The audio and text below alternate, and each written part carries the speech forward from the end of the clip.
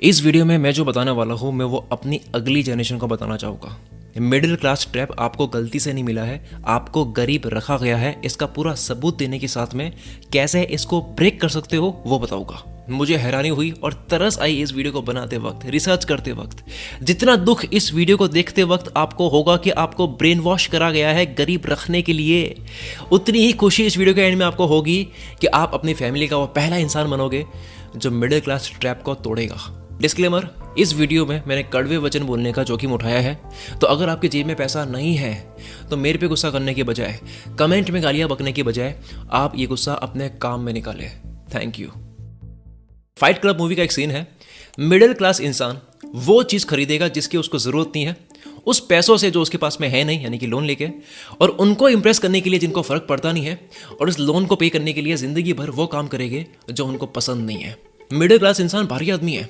ये केवल GST, income tax, capital gain tax नहीं भरता है, ये तो छोटा मोटा टैक्स है।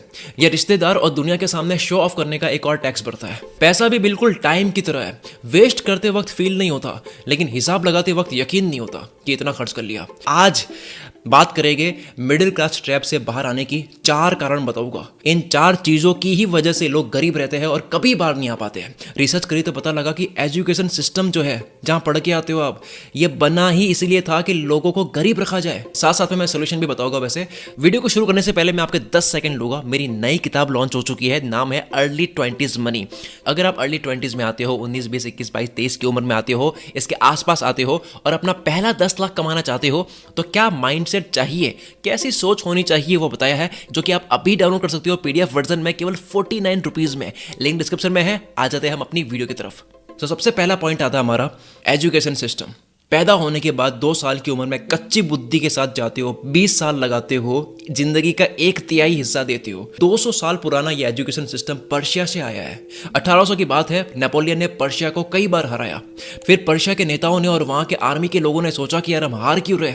कारण इन्होंने पता लगाया कि हम इसलिए हार रहे हैं क्योंकि हमारे जो सोल्जर्स हैं वो इंडिपेंडेंट बहुत ज़्यादा सोचते हैं, वो अपने बारे में सोचते हैं, उनकी खुद की सोच है, वो फ्री थिंकर्स है, और ये बहुत बड़ी वजह है हमारे हारने की। तो इनको डिसिप्लिन में लाने के लिए, ओबीडियंट बनाने के लिए, कि बस ये बात माने गुलाम की तरह, इसके लिए सिस्टम बनाया गया स्कूलिंग सिस्टम, जिसको फैक्ट्री मॉडल स्कूल कहते हैं। पहली बार बनाता ही है। उसके बाद में हुआ ये कि यह दुनिया में 1900 के आसपास इंडस्ट्रियल रेवोल्यूशन आया, बड़ी बड़ी फैक्ट्रीज बनने लगी। फैक्ट्री के मालिकों को नौकर और हुक्म मानने वाले लोगों की जरूरत पड़ी, और नौकर बनाने का सिस्टम ऑलरेडी बन चुका था जो पर्शिया ने बनाया था 1800 के आसपास। फिर उसी स्कूलिंग सिस्टम से लोगों ने नौकर बनाए, क्योंकि उस वक्त के फैक्ट्री के ओनर, अरबपति, कैपिटलिस्ट लोग ऐसे वर्कर्स की डिमांड कर रहे थे। जॉन डी रॉकफेलर, जो उस वक्त के सबसे अमीर इंसान, इन्होंने इस सिस्टम को फंड करा और बोला कि भाई ये पैसे मेरे से लेते रहो, लेकिन ये वर्कर्स तैयार करके मुझे देते रहो। एग्जैक्ट इनके वर्ड्स थे, I don't want thinkers, I want workers. मुझे सोचने वाले लोग मत दो, मुझे गुलाम की तरह काम करने वाले लोग दे दो बस। जितने भी कैपिटलिस्ट लोग, बड़े लोग, इनको इंडिपेंडेंस लोग नहीं चाहिए, नहीं तो लोग सिस्टम के अगेंस्ट जाएंगे, लोग खुद का कुछ सोचेंगे। आज तक भी हर जगह, इंक्लूडिंग इंडिया, हर जगह यही फैक्ट्री मॉडल स्कूल चलता है, जहां बच्चों को एज अ रॉ मटेरियल बेचते हैं स्कूल में, उनको ठोक के डिसिप्लिन में लाते हैं और वर्कर बना के कंपनी में बेचते हैं। इसी कारण से आप देखोगे सिस्टम में फाइनेंस लिटरेसी नहीं पढ़ाई जाती है, टैक्सेशन, धंधे की समझ। इंसान एक दिन में 35,000 डिसीजंस लेता है, पर कोई भी स्कूल सही से डिसीजन लेना नहीं सिखाती है। अपने आइडिया को कैसे प्रेजेंट करे, बात कैसे करे, नेगोशिएट कैसे करे, कोई स्कूल नहीं सिखाती है। कैसे कोई मिडिल क्लास ट्रैप से बाहर आएगा अगर 20 साल की पढ़ाई के बाद भी किसी को ढंग से बात तक करनी नहीं आती है। कोई भी एजुकेशन सिस्टम आपको मिडिल क्लास बाहर आने का रास्ता नहीं बताता, आपको खुद करना होता है। आप दुनिया में नजर डालोगे, सारे लोग सेल्फ टॉट है, खुद से सीखते हैं। रॉकेट साइंस जैसी चीज को किसी ने अगर खुद से सीख लिया, इलॉन मस्क, रॉकेट साइंस सबसे टफ चीज है, उसको अगर किसी ने खुद से सीख लिया है, और वो कहता भी है कि आपको दुनिया में कुछ भी सीखना है खुद से सीख सकते हो, आपको कॉलेज डिग्री की जरूरत नहीं है। You don't need college to learn stuff, okay? Everything is available basically for free. अब कोई बोले यार डॉक्टर, सीए, लॉयर, ये तो कहीं जाकर ही सीखना होगा, तो आप हाइब्रिड करो। आप कॉलेज जाओ, डिग्री लो, लेकिन वहाँ से जो भी मिल रहा है वो बोनस है, लेकिन साथ में सेल्फ टॉट बनो। अब मैं जो बोल रहा हूँ उस पर ध्यान देना। 2030 तक 40% जॉब चली जाएगी एआई की वजह से, लेकिन एजुकेशन आज भी हमारा 200 साल पुराना है। सबसे फीस ली जा रही है लाखों की, ये बोलते हुए कि आपको गारंटी जॉब मिलेगी। किस चीज़ की गारंटी? लोगों को जॉब की गारंटी चाहिए भाई, कंपनियों की गारंटी नहीं है। 2030 तक पता नहीं कितनी कंपनी डूब जाएगी और लोग इस सिस्टम में जाने के लिए 30 से 40 लाख रुपए लगाते हैं। फिर उसी एजुकेशन लोन को चुकाने के लिए वो कंपनी में जॉब करते हैं। जब तक उसका पढ़ाई का लोन चुकता है वो कंपनी का गुलाम बन चुका होता है, उसको अपनी नौकरी से नफरत हो चुकी होती है। एंड कॉन्ग्रेचुलेशंस, इसी मैट्रिक्स सिस्टम की मैं बात कर रहा हूँ। ये एक बाय डिज़ाइन बनाया गया है। सोल्यूशन 1, पढ़ाई करो, डिग्री लो, सब करो। अब कोई इंसान डॉक्टर बनना चाहता है, घर बैठ के नहीं बनेगा ऑब्वियसली, लेकिन पढ़ाई के साथ में असली थिंकर बनो, क्रिटिकल सोचना सीखो। कंप्यूटर साइंस लिए है तो सॉफ्टवेयर बनाना सीखो, ना कि बॉस की बात मानने वाला केवल एक रोबोट। अगर MBA करिए तो धंधे करने की समझ सीखो रियल वर्ल्ड से भी, ना कि केवल 40,000 कमाने वाला केवल एक मैनेजर। दूसरा सोल्यूशन, सेल्फ टॉट बनो। खुद से आप दुनिया की कोई भी स्किल सीख सकते हो। जोश कॉफमैन अपने 20 घंटे का फॉर्मूला बताते हैं कि आप 20 घंटे में दुनिया की कोई भी स्किल, उसका सबसे इंपॉर्टेंट पार्ट आप सीख सकते हो। इन्होंने यही बात अपनी स्पीच में साबित करके भी बताया कि आप 20 घंटे में दुनिया की कोई भी चीज़ खुद से सीख सकते हो, उसका सबसे इंपॉर्टेंट पार्ट आप जान सकते हो। तीसरा सॉल्यूशन है, मार्केट में कुछ भी आता है अडॉप्ट करना सीखो, काम में लगाना सीखो। रियल एजुकेशन स्कूल के बाहर है। अपने आप को जिंदगी भर का एक स्टूडेंट मानो। कोई यहाँ पर किसी का बॉस नहीं है, कोई यहाँ पर प्रिंसिपल नहीं है, कोई यहाँ पर टीचर नहीं है। सबसे बड़ा बॉस मार्केट है, सबसे बड़ा बॉस कस्टमर है। दुनिया में एक ही रूल चलता है, डिमांड एंड सप्लाई। अगर आप डिमांड पता करके किसी और से अच्छी सप्लाई दे देते हो, कैश आपके पास आएगा और cash flow is the king, जो हमने जान लिया है। रियल खुशी बैंक अकाउंट बैलेंस को देखने में है, डिग्री के परसेंटेज देखने में नहीं। चौथा सोल्यूशन, अर्ली एज में 16, 17, 18, 19, 20 की एज में ही पैसा कैसे काम करता है वो समझो। Rich dad poor dad, psychology of money, think and grow rich, how to think like Leonardo da Vinci, ऐसी और भी कई बुक्स है, पता लगाओ, पढ़ो। यूट्यूब, इंस्टाग्राम पे ऐसे पेजेस फॉलो करके अपने आप को घेर के रखो जो रियल नॉलेज की बात कर रहे हैं, जो पैसों की, दुनिया की, प्रैक्टिकल नॉलेज की बात करते हैं। ये पूरा था एजुकेशन का, हम इससे बाहर निकलते हैं। अब दूसरे कारण पे आते हैं, और ये दूसरा कारण मैं सबसे एग्रेसिवली बोलना चाहता हूं। इसी कारण की वजह से समझदार, होशियार इंसान भी अपनी 35 की उम्र में, 40 की उम्र में आने के बाद में बहुत बड़ा पछतावा करता है कि मैंने ये गलती कर दी। सबसे ज्यादा अगर कोई पीछे रहा है पैसे कमाने से, अमीर बनने से, मिडिल क्लास ट्रैप से बाहर आने से, तो वो ये कि उसको दुनिया में हर जगह एक्टिव होना है। कोई दोस्त है, कोई नोन है, कॉलेज में पार्टी है, कहीं पे भी कोई इवेंट हो रहा है, आप बोलो मेरा बिल्ड मोड ऑन है या फिर मॉन्क मोड ऑन है, जो भी आप नाम दो इसको, कि भाई मैं कुछ करने में लगा हो, वो मेरा मोड ऑन है। मैंने उस वक्त भी स्क्रिप्ट लिखी है जब मेरी गली में शादी थी, मेरे क्लोज रिलेटिव की शादी थी, मेरा पूरा घर खाली था, रात का समय है, मुझे फोमो हो रहा है, बेचैनी जो है वो मेरे पेट के अंदर तक फील हो रही है, लेकिन फिर भी मैं स्क्रिप्ट लिखता रहा। आज मुझे लगता है कि अच्छा हुआ मैंने वो मज़े मिस कर दिए, क्योंकि अगर मैंने वो मिस नहीं करा होता तो आज जो मैं ये कर रहा हूँ ये मिस हो जाता। कुछ तो आपसे मिस होगा ही, मिस क्या करना है वो आपका निर्णय है। फाइनेंशियली टूटे हुए जो लोग होते हैं वो हर जगह एक्टिव होते हैं।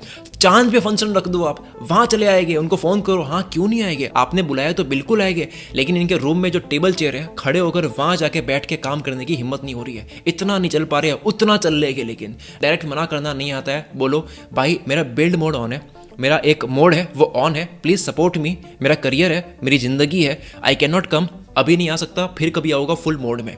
अगर इतनी बात किसी को समझ नहीं आती है तो वो आपका रिश्तेदार नहीं है, वो आपका रिलेटिव नहीं है। अमीर लोग ईजी टू फाइंड होते हैं, हार्ड टू रीच होते हैं। इजी टू फाइंड, अभी इनके बारे में कुछ जानना है, सर्च करो सब मिल जाएगा। Easy to find, hard to reach, कोई भी रीच आउट नहीं कर सकता। अभी इनको कॉल करके इनका 1 घंटा आप खा नहीं सकते। ये अपने टाइम को प्रोटेक्ट करते हैं। अगर आप अपना टाइम प्रोटेक्ट नहीं करोगे, यस यस बोलकर हर जगह एक्टिव रहोगे, तो एक दिन कोई अमीर जो अपना टाइम प्रोटेक्ट कर रहा है वो आपको हायर करेगा, काम पे लगाएगा।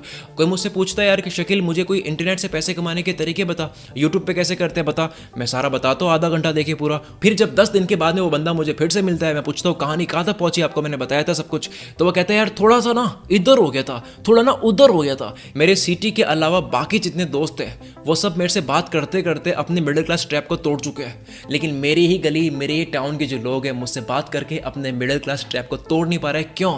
क्योंकि इनको पूरी दुनिया चलानी है। तीसरा कारण, शादी एक दिन सबको करनी है। 4 लाख करोड़ की जो इंडस्ट्री है आपको बेवकूफ़ बना रही है। आप महंगी शादी करते हो, शो ऑफ करते हो, 10 साल की फिर ईएमआई भरते हो, फिर कुछ नहीं कर पाते हो क्योंकि पहले लोन तो चुके हैं। फिर बात समझ आएगी मिडिल क्लास से बाहर कैसे आए। लोग 30-40 लाख की शादी करते हैं, 30 दिन के बाद लड़ाई हो जाती है, दोनों पार्टी मुंह लड़का के बैठी है। समझ नहीं आ रहा कि शादी टूटने का डर है या पैसे खर्च होने का दुख है। आपको पता है इंडिया में सबसे सस्ती शादी किसने करी है? मुकेश अंबानी ने अपने बेटे की, उनके नज़रिए से सोचो, सिर्फ रिलायंस कंपनी की बात करो, उस कंपनी के 5 दिन की जो कमाई थी उतना खर्चा करा है केवल। या इंडियन फैमिलीज पूरे साल में जितना नहीं कमाते हैं उतना शादी में खर्च करते हैं। 1977 की बात है, देश में गरीबी थी, गवर्नमेंट ने शादी में गेस्ट को बुलाने की लिमिट सेट कर रखी थी, 25 से ज़्यादा आप बुला नहीं सकते, शो ऑफ मना था। ऐसा भी था कि खाना नहीं है, आइसक्रीम खा के जाओ, घर जाके खाना खाओ। किसी ने अगर 200 गेस्ट बुला दी तो फाइन भरना होता था, कानूनन अपराध था, पत्रिका पे लिखा होता था कि भाई इतने ही लोग आना वरना मरवाओगे हमें।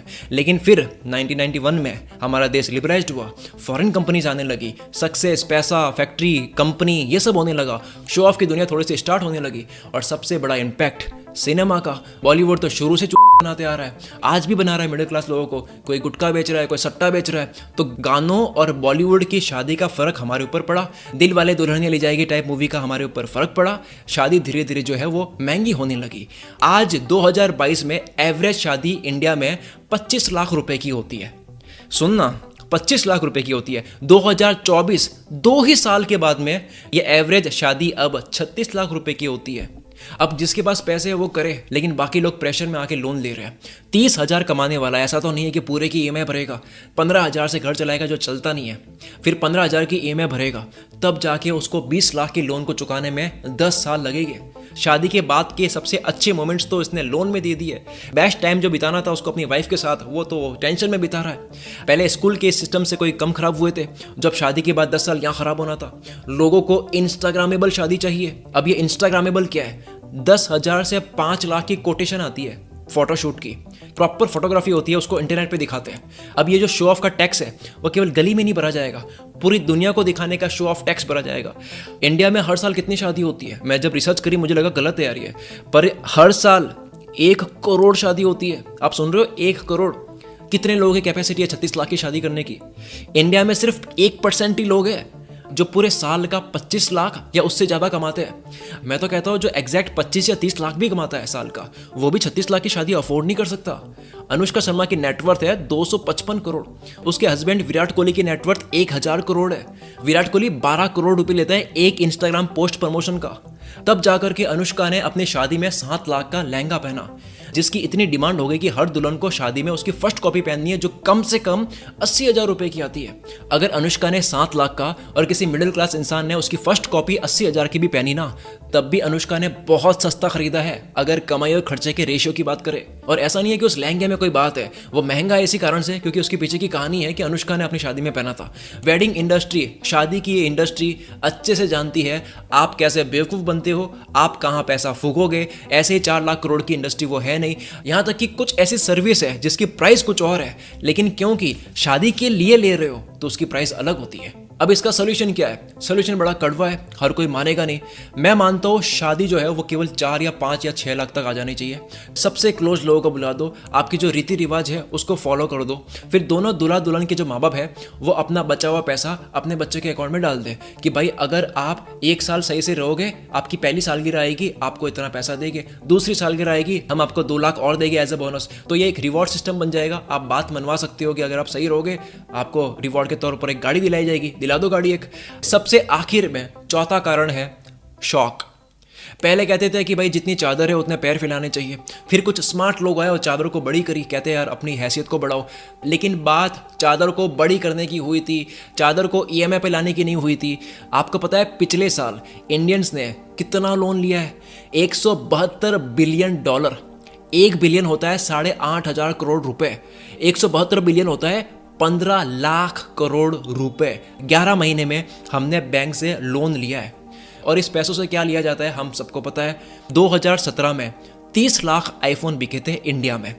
2022 में कुछ ही साल के बाद में ये नंबर पहुंच के आ जाता है 1 करोड़ 20 लाख आईफोन्स बिके 2022 में। पता है कितना आईफोन लोन पे लिए गए? 84 लाख आईफोन। 70%, 100 में से 70 लोग ईएमआई पे ले रहे हैं, यानी कि अफोर्ड नहीं कर सकते वो। 27% लोग वो है जो ट्रैवल कर रहे हैं लोन के पैसों से। अगर आप अपना ट्रैवल अफोर्ड नहीं कर सकते, घर रह के पहले पैसे कमाओ ना यार। आपको नहीं लगता ये लोन की इंडस्ट्री, ये इंस्टेंट लोन, पर्सनल लोन, इसके कॉल कुछ ज़्यादा ही आते हैं? बजाज फाइनेंस जो उधार देती है, इस कंपनी की ग्रोथ आसमान छू रही है। जे कर्व बन चुका है। आप ग्राफ देखो, जो भी उधार देने वाली इंडस्ट्री है सारी ग्रो कर रही है। इनफैक्ट आपके सिटीज़ में अनऑफिशियल तरीके से लोन देने वाले लोग भी बहुत मिल जाएंगे। 10 साल पहले की बात है, मुझे 1 लाख बहुत बड़ा लगता था। 40,000 मेरे को लगता था यार इतनी ज़्यादा फीस है मेरे कॉलेज की। आज 80,000 1 लाख का फ़ोन लेके 2 साल में उसको कचरा करके बेच देते हैं। चलो 2019 की भी बात करें, मैंने पहली कार जब ली थी अपनी, वैसे कैश में ली थी, तब तक भी गाड़ी लेना एक बात होती थी। कुछ ही सालों में ऐसा हुआ है कि कार लेना बहुत कॉमन हो चुकी है। और ऐसा नहीं है कि केवल ज़रूरत खत्म हो जाए ऐसी कार ली जाए। एसयूवी कार जो 20-30 लाख रुपए की आती है वो कॉमन हो रही है। आज की डेट में 43% मार्केट एसयूवी कार की है। हर साल 2.5 करोड़ कार इंडिया में बिकती है, जिसमें से 80% फाइनेंस होती है। कैसी वाली फाइनेंस होती है? 90% पैसा फाइनेंस होता है। यानी अगर 10 लाख की कार है तो पूरा 9 लाख फाइनेंस हो रहा है। देखो, कार लेना एक हैप्पीनेस है, एक खुशी है, मानते हैं। पर प्रॉब्लम तब शुरू होती है जब ये रिपोर्ट सामने आती है कि 2019 में टोटल कार जितनी बिकी है उसमें से 3.5% कार सनरूफ वाली थी। ठीक है, अब 2023 में ये बढ़कर जितनी कारें बिकती है उसमें से 26% सनरूफ वाली कार होती है। दिक्कत कहाँ पे है? दिक्कत यहाँ है कि ये जो 100 में से 26 कारें सनरूफ वाली ली जाती है, इसमें दिक्कत ये है कि फोर्ड की रिपोर्ट ये कहती है कि ज़्यादातर ठंडे देश जो होते हैं जहाँ सनलाइट कम होती है वहाँ के लोग सनरूफ ले रहे हैं। जैसे नॉर्वे में 15% लोग लेते हैं, फ्रांस में 11% लेते हैं, जर्मनी में 10% लेते हैं। ठंडे देश है। और जो हॉट कंट्रीज़ है जहाँ पर गर्मी ज़्यादा पड़ती है वो कंट्रीज़ सनरूफ वाली कार लेना कम पसंद करते हैं। जैसे कि स्पेन में 5% है, इटली में 3% है, ग्रीस में 2% ही केवल। उससे ज़्यादा गर्मी हमारे देश में पड़ती है। फिर भी इकलौता इंडिया में ही ऐसा होता है कि 26% सनरूफ वाली गाड़ियाँ हम खरीदते हैं, जो कि ये दर्शाता है कि इंसान उस चीज की ईएमआई भर रहा है जिसको खरीदने का उसको मतलब भी नहीं पता। प्रॉब्लम तो तब भी नहीं है अगर आपके पास बहुत पैसा है। ईएमआई अगर आप आराम से दे पा रहे हो फिर तो फॉर्च्यूनर लो, इंडिया की सबसे फेमस कार है। हर साल 11,000 लोग फॉर्च्यूनर लेते हैं। आपके पास पैसा हो तो लो, 22 लाख रुपए की कार आती है, क्या 40 लाख की आती है? 18 लाख रुपए आप गवर्नमेंट को टैक्स देते हो। 40 लाख तब होते हैं जो टोयोटा कंपनी है जिसने फॉर्च्यूनर बना के आपको बेची है, केवल उस कंपनी ने 40,000 रुपए कमाए हैं। तो अगर 18 लाख टैक्स भर के 22 लाख की गाड़ी लेनी है, जिसका ब्याज अब तक मैंने बताया नहीं है अगर लोन पे ले रहे हो, मैं यहाँ पर अंकल नहीं बन रहा हूँ कि पैसे मत उड़ाओ, चादर बड़ी करो, लेकिन चादर को लोन पे लाना, फिर ईएमआई पे रोना। शादी, एजुकेशन, फ़ोन, कार, ये सब कुछ लोन पे होने की वजह से मिडिल क्लास ट्रैप से बाहर आ पाते नहीं है। लेकिन ये सारी इंडस्ट्री जो आपको लोन में घुसा के रख रही है, जो आपको ट्रैप में फंसा रही है, वो इंडस्ट्री ऊपर जा रही है सारी की सारी। चाहे शादी की इंडस्ट्री हो, चाहे एजुकेशन की इंडस्ट्री हो, चाहे ऑटोमोबाइल की इंडस्ट्री हो, चाहे फ़ोन की इंडस्ट्री हो, एंटरटेनमेंट के तरीके इतने बढ़ चुके हैं, क्रेडिट कार्ड बहुत कॉमन हो चुका है। नो कॉस्ट ईएमआई के चक्कर में हम ऐसे प्रोडक्ट खरीद रहे हैं जिनकी ज़रूरत नहीं है। नेटफ्लिक्स पर एक डॉक्यूमेंट्री देखना, आप देख ली सबने, सैयारा, वॉर 2, कचरा देख लिया बॉलीवुड का, दे दिया उनको कई 100 करोड़ का बॉक्स ऑफिस।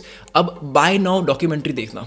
इस डॉक्यूमेंट्री को देख के तोते उड़ जाएंगे आपके। इसमें बताया कि कैसे प्रोडक्ट की एक्सपायरी बनाई जाती है, कैसे मोबाइल को बाद में स्लो करा जाता है जिसको आप फेंक देते हो, नया लेते हो, कैसे प्रोडक्ट के अंदर सेटिंग करी जाती है कि वो बाद में चलना बंद हो जाए। सोल्यूशन सिंपल, आपको पता है, कोई भी चीज़ 2 बार खरीद सकते हो तभी उसको खरीदो, ईएमआई से बचो, और अगर ईएमआई स्टार्ट करनी है तो बहुत इजीली आपसे पे हो जानी चाहिए, ऐसी ईएमआई करो। प्रोडक्ट की नॉलेज आपको होनी चाहिए, सिर्फ महंगा है इसलिए वो अच्छा नहीं है। कुछ प्रोडक्ट की एक समझ और एक नॉलेज अचीव करने के बाद एक अच्छी रिसर्च करके वो खरीदो कि आपको लगे यार कि मैं बेवकूफ़ नहीं बना। स्मार्ट डिसीजन लो। अगर इस वीडियो को देखने के बाद आपको लगता है कि यार ये बंदा हमारी लाइफ में कुछ तो वैल्यू ऐड करता है, और आज की वीडियो थी भी पैसों के ऊपर, तो मेरी नई किताब लॉन्च होती है इसी वीडियो के साथ, द अर्ली 20s मनी। कम उम्र में अपना पहला 10 लाख कमाने के लिए आपको किस माइंडसेट की जरूरत है वो इस बुक में बताया है। मैं स्कूल के वक्त से अब तक इंटरनेट से पिछले 10 सालों से करोड़ कमाने के बाद में मैं कह सकता हूँ कि यार अगर मुझे फिर से शुरू करना हो ना तो इस किताब के अंदर जो बताया है उससे मैं फिर से कमा लूंगा। छोटी सी बुक है, एकदम आसान भाषा में लिखी हुई है, 1 घंटे में आप खत्म कर लोगे। मस्त लैंग्वेज में लिखी है, जैसे बात करता हूँ वैसी लिखी है। पढ़ने के बाद आपको वाव फील होगा। PDF फॉर्मेट में है, अपने फोन में डाउनलोड करके हमेशा कभी भी पढ़ सकते हो। केवल 49 रुपीज़। गाइज कम ऑन, केवल 2 कप चाय की प्राइस है ये। लिंक डिस्क्रिप्शन में है। मिलते हैं हम अगली वीडियो में। इस टाइप के नॉलेजेबल प्रोडक्ट्स खरीदकर आप अपने ज्ञान को भी बढ़ाते हो और मेरे कंटेंट की जर्नी को सपोर्ट भी करते हो। Thank you so much. मिलते हैं हम अगली वीडियो में। Wish you all the very best. मैं शकील कुलमित्र से आपके सपनों को सपोर्ट करता हूँ।